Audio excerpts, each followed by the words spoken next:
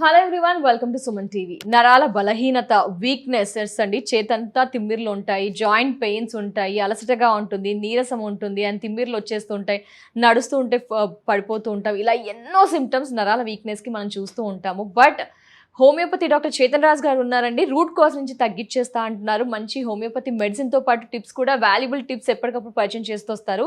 ఈరోజు ఇంకో అద్భుతమైన టిప్ని అయితే తెలియచేస్తా అంటున్నారు. ఏంటి అండ్ నరాల వీక్నెస్ నుంచి నరాల పటుత్వం ఎలా పొందవచ్చు సార్ మాటల్లో విందాం. సార్ నమస్తే. సార్ నమస్తే మేడం. సార్, నరాల వీక్నెస్ అని చిన్నగానే అనుకుంటాం కానీ సార్, దాని వల్ల లక్షణాల వల్ల చాలా సఫర్ అవుతూ ఉన్నారు సార్ చాలా మంది. సో మీరు దగ్గర రూట్ కాజ్ నుంచి ట్రీట్మెంట్ ఉంటుంది అంటున్నారు.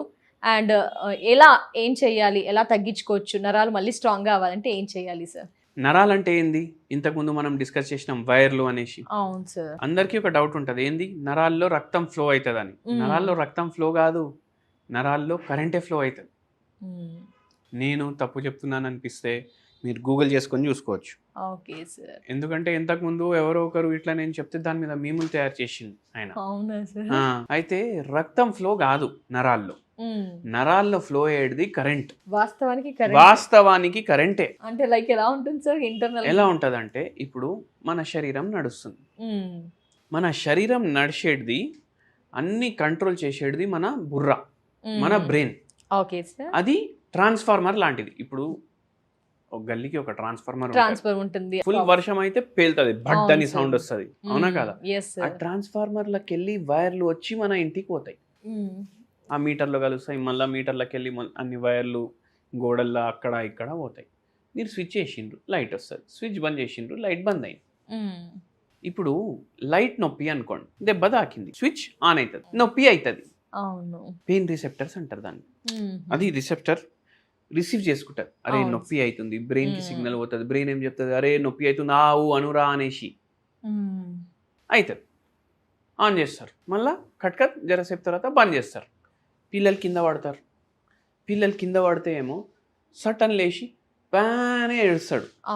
ఎందుకంటే శరీరం ఏం చేసింది, స్విచ్ ఆన్ చేసింది. దాని తర్వాత నొప్పి జరసేపుకి తగ్గుతుంది. ఏడ్చుకున్నావు కదరా అనేసి కట్కా బంద్ చేస్తుంది. మళ్ళీ పిల్లోడు ఆడుకుంటాడు. ఇప్పుడు పెద్దోళ్ళకి కూడా అట్లనే ఉంటుంది, నొప్పి అవుతుంది ఏమైనా దెబ్బ తాకితే, మళ్ళా కట్కా బంద్ చేస్తుంది. ఇప్పుడు ఏమవుతుంది, షుగర్ వ్యాధి వచ్చింది, పెరిఫరల్ న్యూరోపతి అవుతుంది. షుగర్ వ్యాధిలో ఏమవుతుంది, ఆక్సిడేటివ్ స్ట్రెస్ పెరిగిపోతుంది. దాంట్లో ఏమవుతుంది అంటే ఇన్ఫ్లమేటరీ మార్కర్స్ ఎక్కువ అయిపోతాయి. అంటే హిస్టమైన్ ఉంది, పెరుగుతుంది. ఇంటర్ల్యూకిన్స్ ఉన్నాయి, పెరుగుతాయి. ఇట్లా ఇన్ఫ్లమేషన్ పెరిగితే ఇవన్నీ పెరుగుతాయి బాడీలో.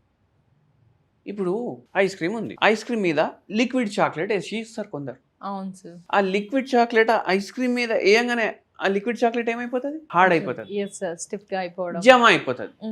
మీరు అట్లనే ఐస్ క్రీమ్ తినేస్తారు, చాక్లెట్ కూడా పోతుంది, ఐస్ క్రీమ్ కూడా పోతుంది. ఇప్పుడు మన నరాలు ఉంటాయి కదా, స్పర్శకు కూడా రెస్పాన్సిబుల్ ఉంటాయి అవి. అంటే నేను ఇట్లా చేయండి ఒకసారి,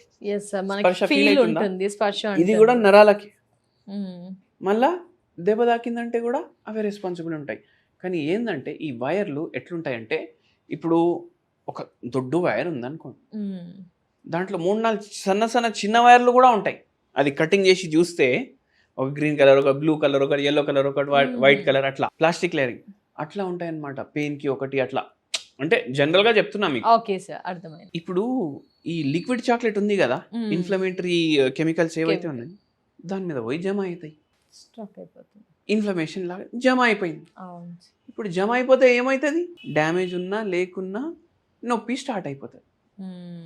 కాళ్ళు లాగడం, షాక్ లాగా కొట్టడం, తిమ్మిర్లు రావడం, అరికాలు మంటలు. ఇప్పుడు ఒకరు వచ్చిర్రు, ఆయనకు ఏముండే అంటే ఖాయిష్, తుల్జాభవానికి మొక్కున్నాడు ఏదో, పాదయాత్ర చేసి వస్తాను నీ దగ్గరికి అనేసి. బట్టలు దుఃఖం ఉంది ఆయనకు, సియాటికా ప్రాబ్లం ఉంది. ఏమవుతుంది, ఈ మొత్తం లాగుతుంది. ఏం పని ఉంటుంది, నిల్చొని గిరాకులకు చూపించడం, కూర్చోవడం, కూర్చోగానే లేవడం, కూర్చుంటే సరిగా కూర్చోకపోవడం, కౌంటర్ దగ్గర పోస్చర్ సరిగా లేకపోవడం. దాంతో ఏమైంది, సియాటిక్ నర్వ్ ఏదైతే ఉంటుంది కదా, అది కంప్రెస్ అవ్వడం స్టార్ట్ అయింది. అది కంప్రెస్ అయ్యి ఇప్పుడు ఇన్ఫ్లమేటరీ మార్కర్స్ కూడా పెరిగినాయి పేషెంట్కి. ఏమైంది, ఫుల్ డే కాళ్ళు లాగడం. అర్థమైందా మీకు? లేచినప్పటి నుంచి నైట్ పడుకున్నాం. మళ్ళా దాని తర్వాత ఇంకోటి చెప్తా, ఇప్పుడు ఈ వైర్లు అన్నీ కలిపేసి ఉంటాయి కదా, ఒక్కొక్క సింగిల్ వైర్కి కూడా మళ్ళీ ప్లాస్టిక్ కోటింగ్ ఉంటుంది, మళ్ళీ అన్నీ కలిపేసి ఒక బండల్ లాగా ప్లాస్టిక్ కోటింగ్ ఉంటుంది. ఎస్ సార్, అవును. వైర్లు పాతగైనాయి అనుకోండి, ప్లాస్టిక్ కోటింగ్ పోతుంది కదా. ఇప్పుడు 2 వైర్లు కలుస్తాయా, ఇట్లా పక్కకు ఉంటాయి, ఇట్లా జాయిన్ అవుతాయా, అప్పుడు ఏమవుతుంది, షాక్ కొడుతుంది. ఏమంటారు దాన్ని, షార్ట్ సర్క్యూట్ అంటారు. మన శరీరంలో కూడా సేమ్ జరుగుతుంది, షార్ట్ సర్క్యూట్. అప్పుడు మంటలు వచ్చేస్తుంటాయి, మంటలు రావడం, తిమ్మిర్లు రావడం, ఇట్లా సట్ అనేసి ఇట్లా నొప్పి ఇట్లా వచ్చి వెళ్ళిపోవడం, షార్ట్ సర్క్యూట్ జరుగుతుంది శరీరంలో. ఎంత విచిత్రం ఉంది మీరు చూడండి. దేవుడు అసలు ఏ ఇంజనీర్ తయారు చేస్తాడు ఇట్లాంటి బిల్డింగ్, మీరు చెప్పండి, అవునా కాదా? అయితే భగవంతుడు మనకు మన శరీరంలో లేని ఇంజనీరింగ్ లేదు. ఎలక్ట్రికల్ ఇంజనీరింగ్ ఉంది, మెకానికల్ ఇంజనీరింగ్ ఉంది, సివిల్ ఇంజనీరింగ్ ఉంది, కంప్యూటర్ సైన్స్ ఇంజనీరింగ్ ఉంది, ఇన్ని ఇంజనీరింగ్లు ఉన్నాయి. మనం దాన్ని కాపాడుకోవాలి. ఎట్లా కాపాడుకోవాలి, ఈ డ్యామేజ్లు కాకుండా ఎట్లా చూసుకోవాలి? మనం ఏం చేయాలంటే ఫిజికల్ యాక్టివిటీ చేయాలి. ఇన్ఫ్లమేషన్ బాడీలో తగ్గించాలి. ఎట్లా తగ్గించాలి? ఫిజికల్ యాక్టివిటీతో తగ్గుతుంది. షుగర్ ఇంటేక్తో తక్కువ అయితే తగ్గుతుంది. ఛాయ్ చేసుకుంటే అందరేమో 1/2 చెంచా చక్కెర వేసుకుంటే మీరు 3 చెంచాలు చక్కెర వేసుకుంటున్నారు. ఏమైతుంది? ఇన్ఫ్లమేషన్ పెరుగుతుంది. షుగర్ వ్యాధి అయింది, గ్లూకోజ్ మెటబాలిజం అయితే లేదు, ఇన్ఫ్లమేషన్ పెరుగుతుంది, ఆక్సిడేటివ్ స్ట్రెస్ పెరుగుతుంది. అట్లా సో ఎక్సర్సైజ్ చేయాలి, నరాలు పటిత్వంగా ఉండాలి అంటే at the same time food కూడా కంట్రోల్లో ఉండాలి. ఇదంతా ఓకే సార్. ఏమైనా ఇప్పుడు నరాల బలహీనతతో చాలా మంది సఫర్ అవుతున్నారు, వారికి ఏమైనా టిప్ ఉందా సార్? ఇలా ఇది తీసుకోండి, ఇది ఫాలో అవ్వండి అని ఏమైనా? రిలాక్స్, ఫస్ట్ ఇన్ఫ్లమేషన్ తగ్గాలి, ఆ తర్వాత తన పనులు తను చేసుకోగలగాలి. అది కేసు గురించి చెప్పినా కదా, మన కాడ ట్రీట్మెంట్కి రాలేదు ఆ పేషెంట్. ఫస్ట్ దేవుడికి ఇట్లా పాదయాత్ర చేయనీకి పోతా అన్నాడు కదా, జస్ట్ ఆయన ఏమనుకున్నాడు తెలుసా, ఈ నొప్పి తగ్గితే నేను వస్తా అనుకున్నాడు. నొప్పి తగ్గింది. ఎలా సార్? మందు లేదు, గిందు లేదు, ఏం లేదు, పాదయాత్ర చేసి వచ్చింది. ఎలా సార్? ఏమో ఆయన చెప్పింది నేను చెప్తున్నా. పాదయాత్ర చేసి వచ్చిండు, అయిపోయి దూకునం నడుస్తుంది, అన్నీ నడుస్తున్నాయి. మళ్ళా స్టార్ట్ అయింది.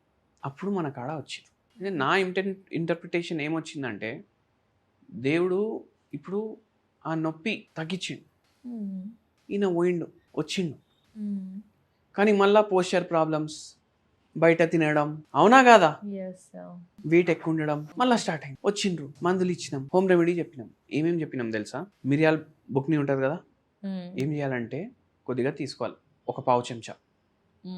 మునక్కాయలు 2 కట్ చేయాలి, అన్ని బాయిలింగ్ వాటర్లో వేయాలి, కుక్కర్ మూసేయాలి, 2 సీటీలు పెట్టాలి, బంద్ చేయాలి, 2 సీటీలు రాగానే దించాలి, ఓపెన్ చేయాలి, పప్పు గుత్తి ఉంటుంది కదా దాంతో ప్రెస్ చేయాలి, అది మొత్తం తీసుకోవాలి, ఆ కాడీలన్నీ తీసేయాలి, మిరియాల బుక్ని దాంట్లో వేయాలి, కొద్దిగా సాల్ట్ వేయాలి, కలపాలి. మొరింగా సూప్ తయారైంది. నరాలకు మంచిది, యాంటీ ఇన్ఫ్లమేటరీ ప్రాపర్టీస్ ఉంటాయి, యాంటీ ఆక్సిడెంట్స్ రిచ్ ఉంటుంది, తినాలి. రోజుకి మీరు ఒక పూట తినొచ్చు, మీకు నచ్చిందంటే. అట్లీస్ట్ వారానికి 3 సార్లు అయినా చేయండి, మీకు రిలీఫ్ ఉంటుంది. మళ్ళీ దాని తర్వాత ఇంకోటి కూడా చెప్తాను, రెగ్యులర్లీ వైట్ టీ తీసుకోండి. వైట్ టీ, గ్రీన్ టీ లానే వైట్ టీ ఉంటుంది. యాంటీ ఇన్ఫ్లమేషన్ తగ్గించే ప్రాపర్టీస్ ఉంటాయి, మళ్ళీ దాంతోపాటు యాంటీ ఆక్సిడెంట్స్ కూడా ఉంటాయి. ఇది ఏమన్నాను నేను మీకు, ఇన్ఫ్లమేటరీ మార్కర్స్ రిలీజ్ అవుతాయి మన బాడీలో, ఇంటర్ల్యూకిన్స్ కానీ, హిస్టమైన్ కానీ, ఇవి అన్ని నరాల పైన జమ అవుతాయి. ఐస్ క్రీమ్ మీద చాక్లెట్ ఎట్లా జమ అవుతుంది, అట్లా అది తగ్గించడానికి హెల్ప్ చేస్తుంది, పూర్తిగా తగ్గదు. దాంతోపాటు హోమియోపతి మందులు వాడండి, మీకు మంచిగా ఉంటుంది. Thank you so much sir. నమస్తే.